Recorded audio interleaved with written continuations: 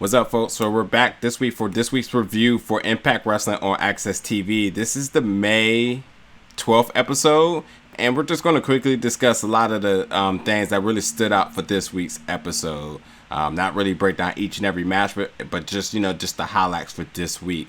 But tonight was the start of the 8-man Impact #1 Contenders tournament for the World Championship, and although it is what it is. I'm kind of mad that Madman Fulton did not get the win here, but I am loving the possibilities of OVE and Crazy Steve. That could definitely be interesting going forward. And also, I also would have loved that Rohit would have got the win here. I think I was kind of pulling for the underdog story here, especially, the vignette that they attached to him about him getting the chance to be in this tournament by replacing Moose. That quickly just fizzled out with with him losing. So very surprised that they went that route, but it is what it is. But yeah, that tournament really isn't on my focus of right now. I wait till they get near the championship to kind of see how they're gonna go with that, because I really don't like how they built that, and as far as the names that's in it, because I feel like there were some discrepancies as far as what happened with Rebellion and everything, but that's for another story. But at the same time too, the beginning of this episode, I really love how they're building Moose and the TNA Championship. They're, as much as he talks about it being prestigious, and as prestigious as it is, being able to see all of the TNA alumni speak about Moose, I think that creates some legit buzz for what he's doing and the gimmick with it. So I'm definitely on board for that. But truly, tonight was truly about the knockouts, because I was super excited, not only from what happened last week, but from their social media announcement for the debut of two new additions to the Knockouts division in Tasha Steelz and Kimber Lee. And which was awesome is that they put both of these matches back to back, so the energy was just there. So I was really super excited for that. So yes, tonight we did get Havok versus Kimber Lee, and then Kylie Rae versus Tasha Steelz. I don't care what promotion, what planet that you on, those are two bangers no matter what. But let's first talk about Tasha Steelz. So first of all, dear friend of mine, so I'm super excited to see her signed to the Impact division. That is an amazing look for her. I spoke to her a little bit earlier about it, and she's super excited to be part of that division. And is the party's only getting started, because if you've seen her work, obviously this is your chance now to go do your research.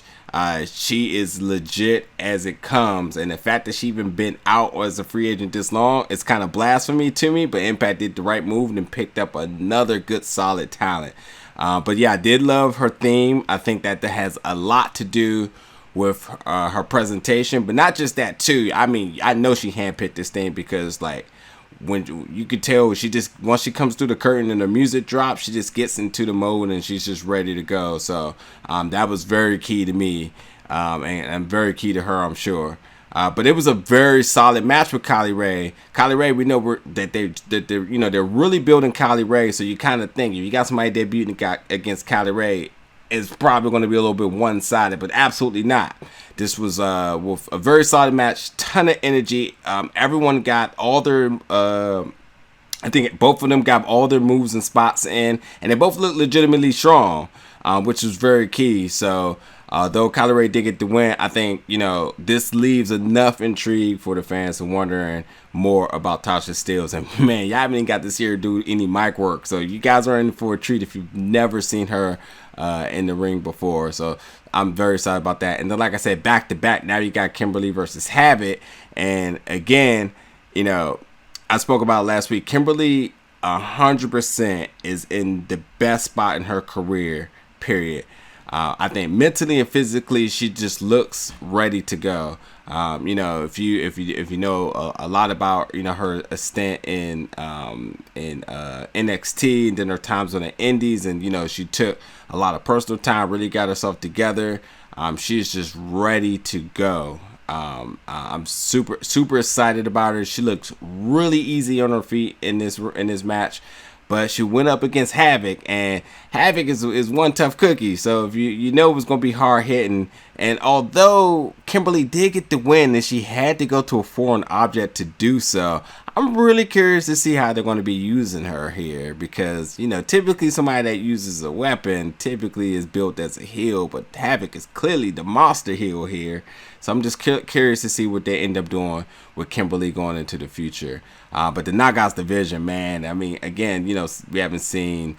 and do you think about the combinations of matches we can get here? It's gonna get nuts. So I'm super excited about the Knockouts division up and down the roster. We got another week of the Norse shenanigans of them defending their titles in Canada. And to be honest, I'm not even gonna lie. At this point, I would be very okay if they never came back to USA, if they continue to do that stuff, because it's absolutely hilarious.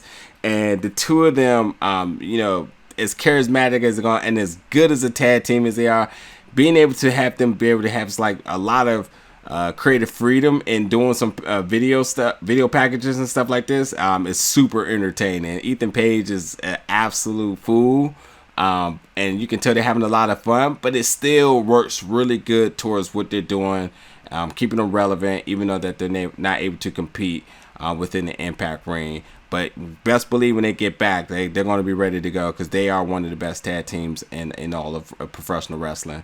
And then lastly, you know, the main event was Moose versus the Tini Original Suicide. And I just got to say, easily, like, you know, seeing Moose come to the ring with the gold around his waist is a good look. I'm always going to be a fan of that. And I'm just really curious to see how they continue to build him and how they continue to work the storyline about him being the self-proclaimed TNA champion.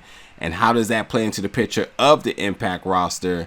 You know, he got the win, which was a very solid match for the main event. But nonetheless, I'm just it's a lot more story to be told here, and I'm just curious to see how it goes with it. But that is my review quickly for this week's May 12th episode of Impact Wrestling. Hope you guys check it out. If you haven't, definitely step over to ImpactWrestling.com for all the news, updates, and so on, or AXS TV for any other additional information about programming where you can watch it. Thank you for listening, and I'll catch you guys next week.